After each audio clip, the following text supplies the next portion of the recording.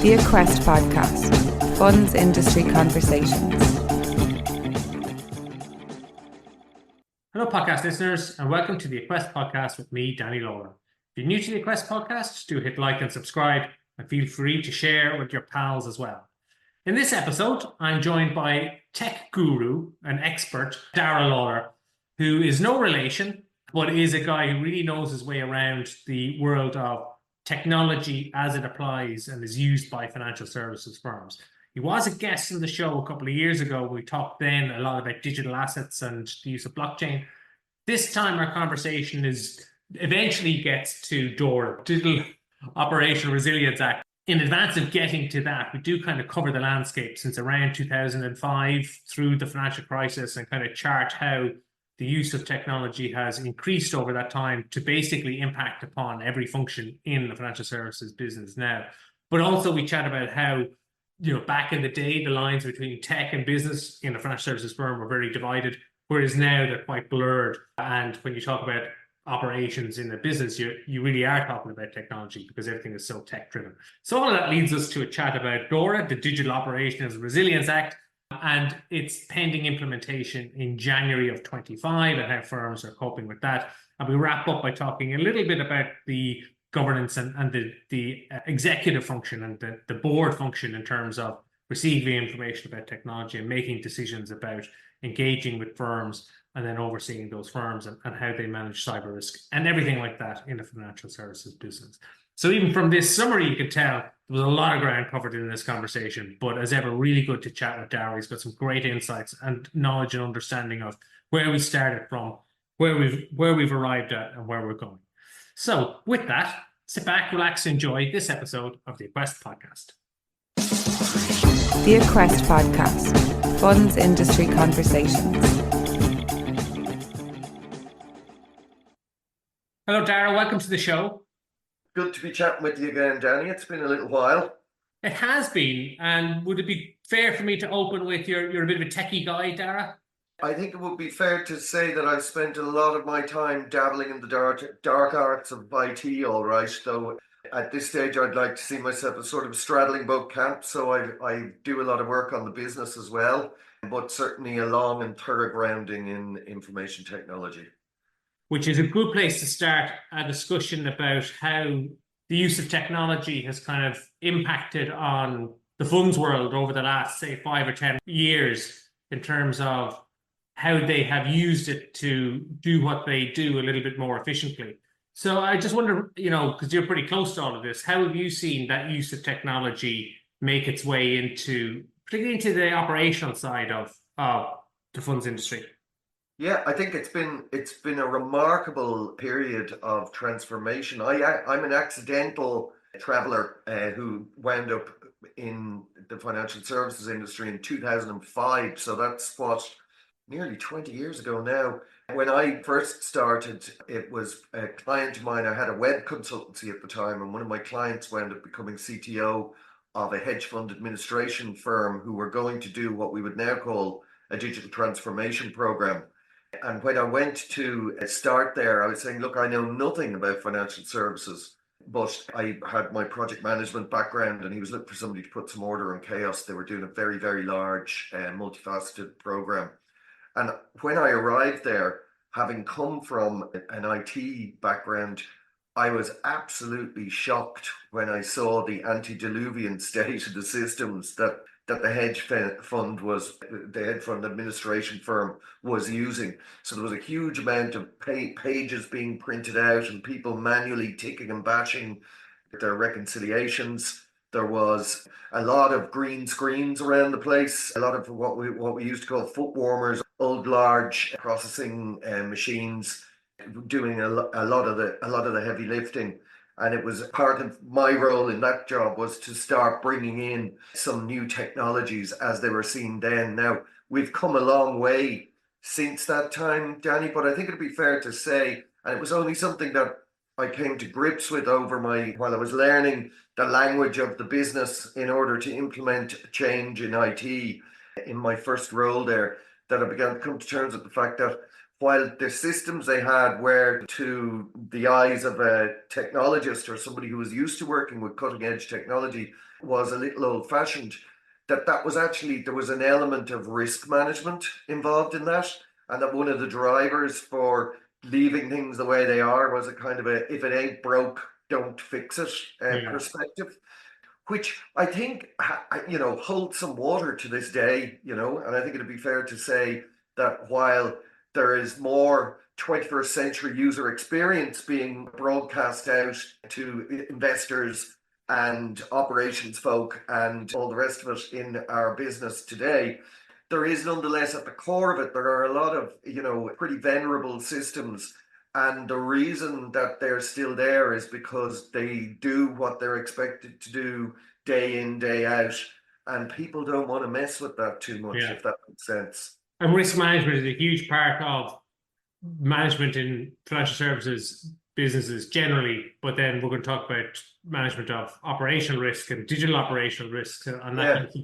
But as a little aside, how did you find coming from the technology world into the regulated, heavily regulated financial services world, albeit a little bit lagging at that stage in how they use technology, but still nonetheless subject to somebody sitting on their shoulder and watching everything that they do, which is quite different than in the tech. Yes, no. Well, it's very interesting. So my background originally was in the localization business. So there was a huge boom in that in the 90s and to early 2000s here in Ireland, where we became a kind of a technology hub for US firms who wanted to market their products into Europe. And there are obviously vagaries between, for example, the US date format is different to a European one. So even if you're going from English to English, there are still things that need to change in software.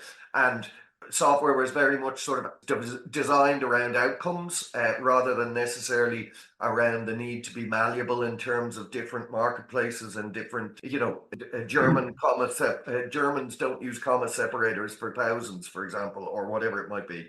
But to your point, if the software didn't work or what have you, that was obviously a very serious thing in our previous world. But in this world, what it meant was people's savings could be impacted. People's access to their own money could be impacted. And as such, the consequence of error was significantly higher. Now, I think it's interesting because I saw pre the Great Meltdown in 2008 and post the Great Meltdown. And it's interesting, while I was talking earlier on about how, part of the reason why the antediluvian systems, as I saw them, were in play when I first came into the financial services industry was around that, if it ain't broke, don't fix it, risk management perspective. Interestingly, in a post 2008, 2009, 2010 world, all of a sudden it was recognized that inherent risk in the instruments and the securities and what was traded and held in the collective investment world, all of a sudden was something that needed to be measured in a way that hadn't really been thought about before. So all of a sudden, the risk of not having sufficient data to make suitably informed decisions around the risk profile of a particular investment or a particular investor or a particular issuer, all of a sudden required an expanded technology surface in order to collate and verify and validate and evaluate new forms of data. So the concept of I bought it for X and sold it for Y as being all that anybody was interested in, that's a somewhat sweeping statement, but you get my drift. Yeah, it's an interesting observation. You have, you think about the 2005 financial services world, you have a world, albeit there was some rationale for having legacy type systems. It was pretty ripe for modernization. And then you marry that to the flow of regulatory requirements after the financial crisis, and a lot of that was around data and reporting of data and analysis and risk management and also then transaction monitoring and monitoring AML and all that. So lots of different regulatory obligations that require you to look at data, allied to the fact that the systems being used weren't that sophisticated. And I guess you've got a real opportunity for tech to step in and contribute. Big time. And all of a sudden, the risk appetites had to adapt, in terms of operational risk. All of a sudden, if the level of activity that was required to be compliant and to have a defensive position around one's compliance on an ongoing basis, not just to the regulator, but similarly to clients and indeed to the shareholders. There was all of a sudden, there were new kind of vertical areas where operational concepts needed to effectively be, well, if not invented, certainly very much re-engineered to a post-2010 world. And what was interesting about that then was that all of a sudden, at a governance level and at a decision-making level, there were people who needed to familiarize themselves with language and concepts regarding IT change that previously they were able to sort of delegate that to it's over to IT to deal with that. So we saw this great convergence, and interestingly, because these challenges were emerging and were new, therefore the technologies that were being deployed to address those were, in general, more up to date than some of the stuff that we'd seen previously. So there was something of a revolution. People talk about reg tech as a kind of a generic, almost a pejorative term, but there was a huge explosion in tools and systems to help businesses better manage the risk of non-compliance along with all the other risks that they needed to address. Yeah, and if you think of the functions that are now well served or have changed a lot with the use of technology, it's across compliance, it's across risk,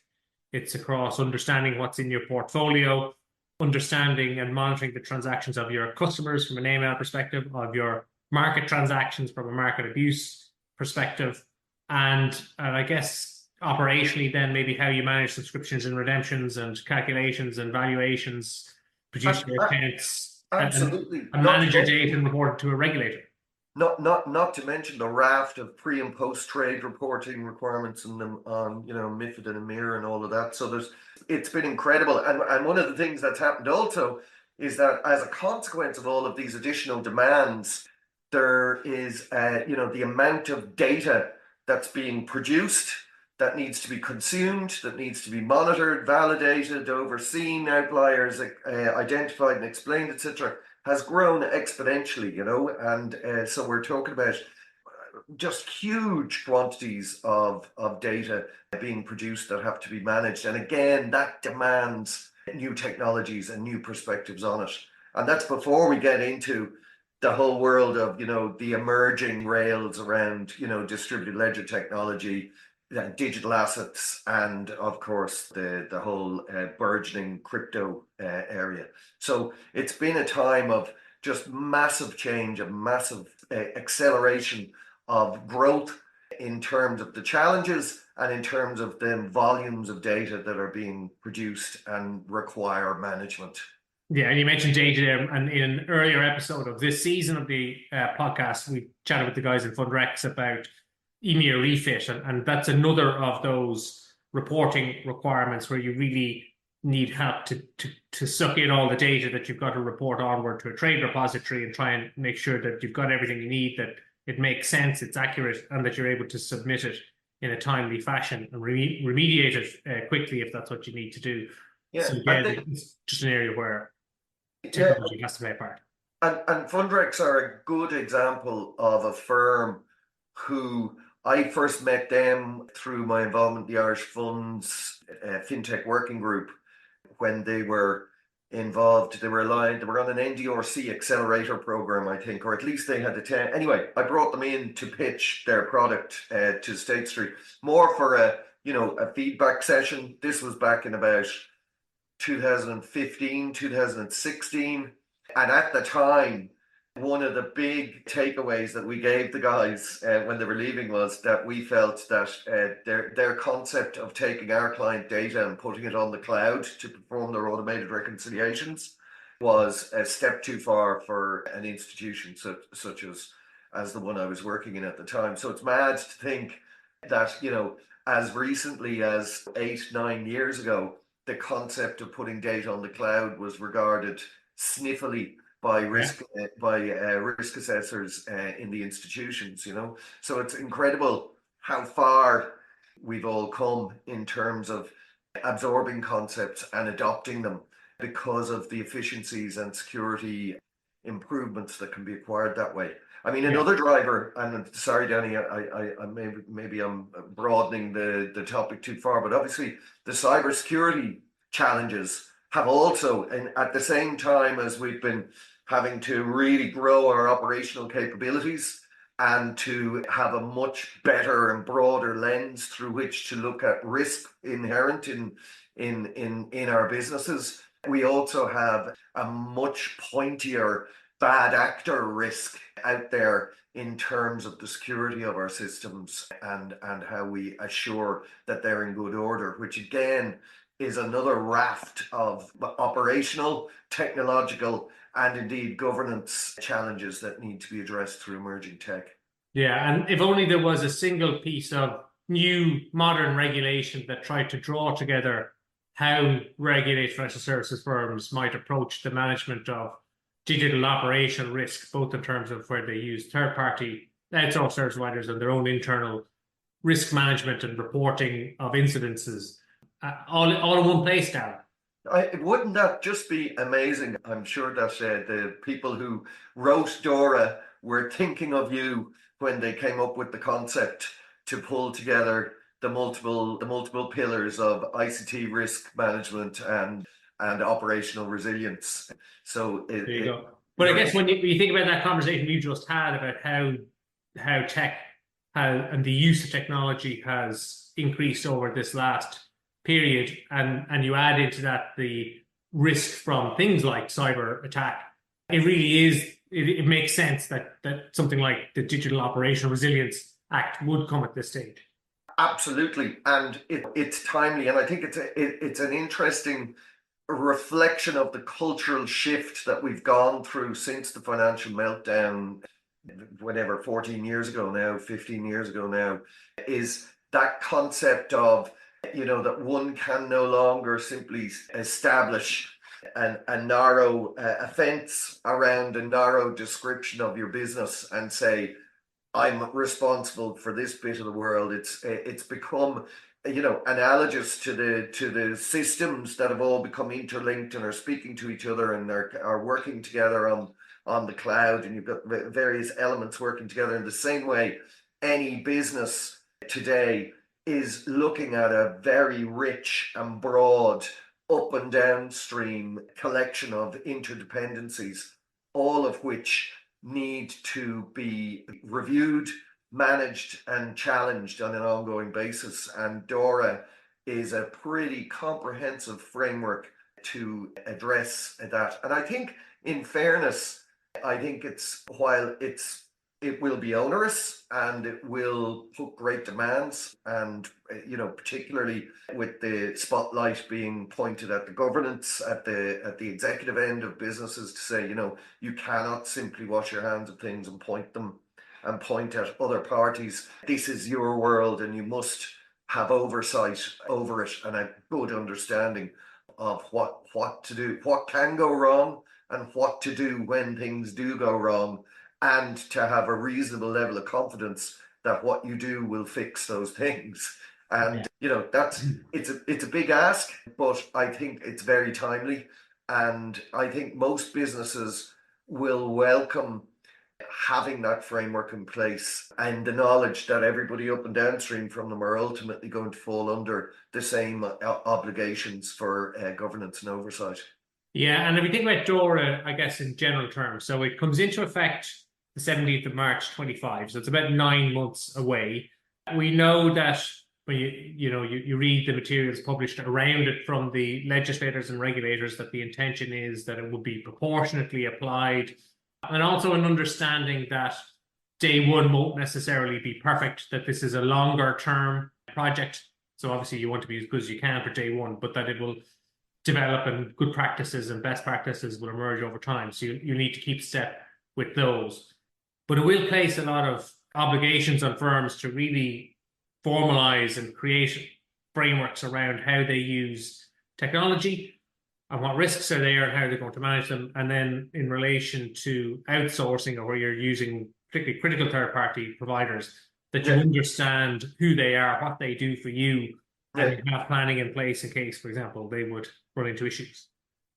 It's interesting, as DORA has developed over the last couple of years, in our real world, things like the geopolitical challenges that have manifested themselves in Ukraine and Israel, for example, and indeed the challenges that we had with that boat that blocked the canal a couple of years ago, that all of a sudden supply chain and our exposure in terms of distributed value chains for our businesses are things that, any prudent manager is trying to understand and the risks, and to look at how they can be ameliorated or managed, or whether they have to be accepted.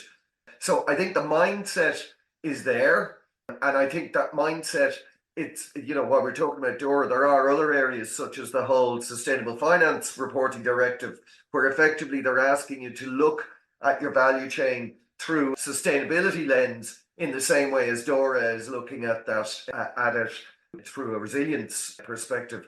But it's the concept, the whole thing about no man is an island. Well, now no business is an island. They have to recognize their interconnectedness, and they have to figure out the appropriate ways to manage that within frameworks that are being handed down by the legislators. I think it's a very interesting cultural development also. There was a time when the regulator effectively, while they may have been accused of being too lax or too narrow in the remit, it tended to be, do as I say, I've said this, go do it. Why isn't it done already? While now I think there's a general acceptance that industry and the regulator want to collaborate, and that the risk management overheads associated with compliance and things like DORA are actually of value to the business, and level the playing field if all businesses have to do their appropriate due diligence around their risk management, their incident management, their operational resilience testing, their management of third-party risks, and then their how information is shared across the world. I think it's an interesting cultural shift, that collaborative people who are within the regulatory tent wanting to work together to improve industry through compliance. And I wonder, as you get into areas like this, which are around the use of technology and the risks around the use of technology, and you really get into the technical and specific aspects of it, no more than if you think about maybe MiCA and the markets of crypto assets regulation. You mentioned briefly before about cryptocurrencies and the use of digital assets and blockchains, and maybe think about VASPs as well, virtual asset service orders. I guess there are areas that aren't a very traditional home for a financial regulator, and maybe then there is an understanding and a willingness to acknowledge that as a regulator, and draw education from firms that are more familiar with the concepts here and the risks, and then work together to build a framework that will help to protect ultimately customers of financial services firms from things like cyber attacks. Absolutely, and it's interesting to see, the CBI. I was down in Kilkenny a few weeks ago when they were out on the roadshow for their consultancy paper 156, would it be, from their innovation hub, and they were talking about just trying to work with the industry across the board to establish, mutual understanding. And I think it's been a really, really positive thing. I know when we spoke last, we were talking around the digital assets white paper that was published by the Irish Funds Industry Association. And I was talking about that freedom needs fences, this concept that, you can only get so far in a free-for-all, but the regulator actually can add value through bringing certainty and establishing, guardrails within which, if everybody works within those, that levels the playing field competitively and helps to collectively a network. There are a lot of the risks, the technological risks, are actually at a network level at this stage. So it's very important that the institutions and the regulators and the service providers, such as the fintech firms and what have you, the smaller, more experimental, innovative firms that are coming up all the time, that they're all working with common understanding of what their obligations are to the greater ecosystem in terms of good practice and good risk management.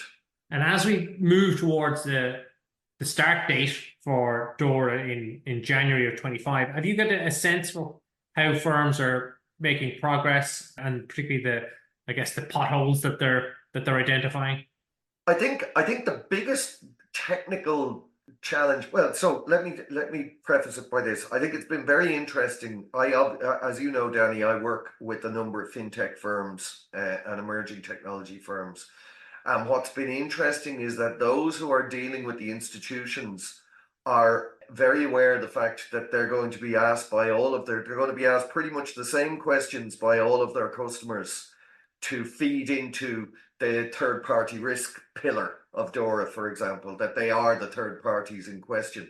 So there's a number of them pre-preparing, so as they have a response pack, for want of a better way to put it, to establish their risk profile. And in order for them to do that, whether they fall under DORA or not, they're having to look up and down their supply chains also, so as they can establish that. So I think there's that preemptive piece going on.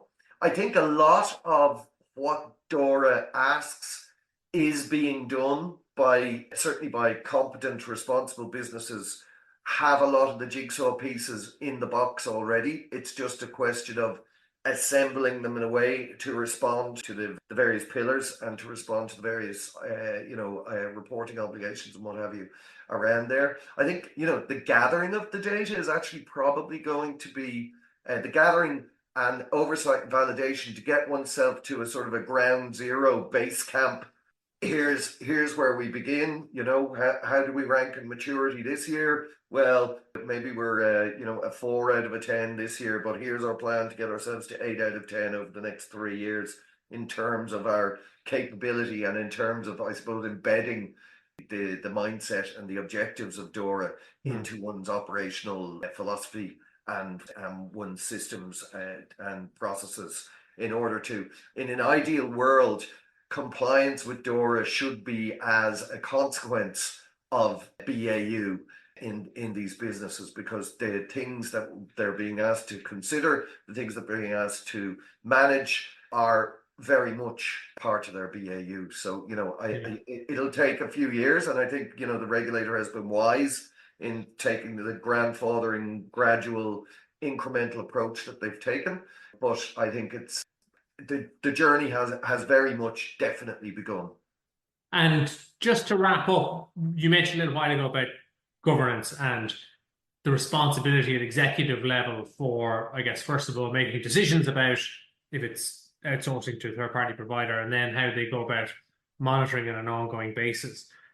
Have you a sense for how boards have developed in terms of their skills and experience, or where they draw upon support to help them to understand and make those decisions and ask the right questions? Because obviously it must be something that crosses their desks and is included in their board packs an awful lot more. And even something like cyber is supposed to be, a standing agenda item. So how have the boards evolved in tandem with all of this? I think it's been interesting. I think that, the boards have definitely, over the last 6 or 7 years, I don't know what your observation will be, Danny, but my sense would be is that they have developed a curious mind, which was somewhat absent in earlier years. I think there's a general realization that there's a whole area of competence. So this concept of and this was something if I go back to my starting in the hedge fund back in 2005, or the hedge fund administrator, I beg your pardon,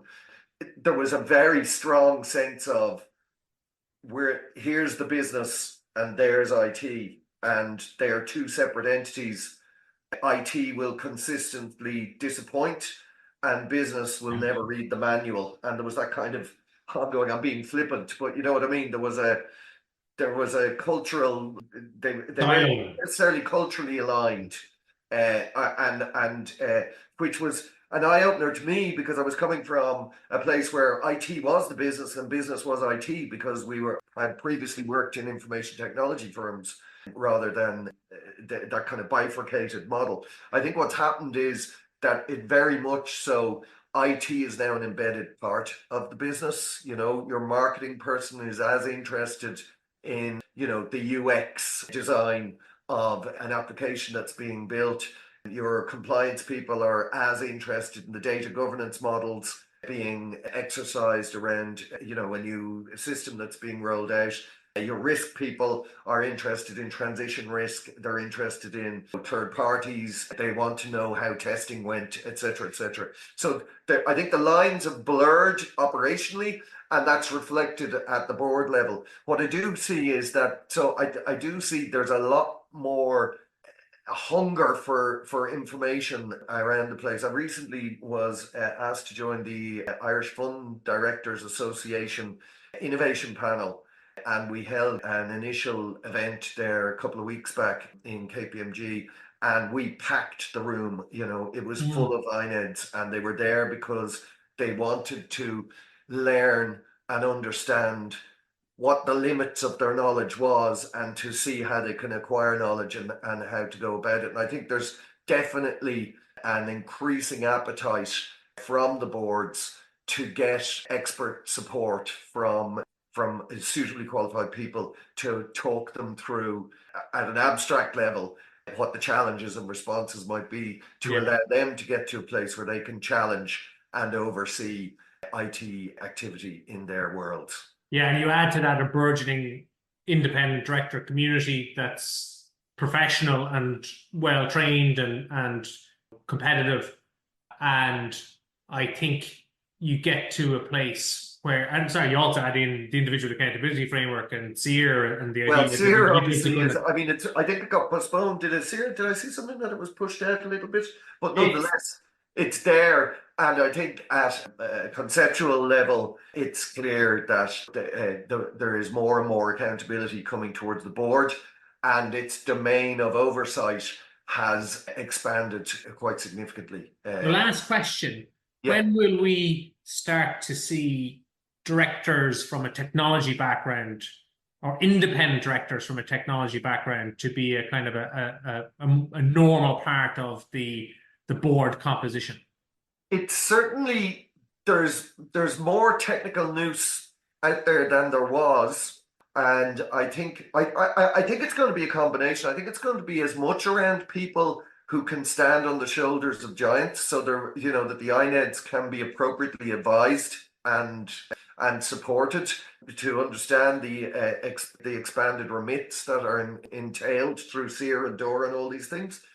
And there's certainly there's a lot of, from what I can observe, there seems to be, there's a lot of young blood coming up and going into that space. And a lot of those people, senior operational folk will all have had some major IT transformation program in their world over the last 5 to 10 years. So I think by osmosis almost, people have, the next wave of INEDs who are manifesting themselves out there now have acquired a lot of the necessary knowledge on the way up. And the blurring of the lines between IT and operations, and the fact that, they're almost one and the same at this stage, I think will also very much be reflected in board composition over the coming years. So soon is the short answer. It has to be. There's no viable alternative. There's just too much at stake. Yeah, thank you very much for joining me, Dáire. That was a very interesting kind of walk through the landscape from the last kind of 20 years into how we've got where we are today, and the imminent arrival of DORA, and the kind of expansion of the skill set at board level to take in more knowledge around technology, more expertise around technology. So thanks very much, Dáire. It's great having you on the show. Always a pleasure, Danny. Talk to you soon. Thank you. The Aquest Podcast, Funds Industry Conversations.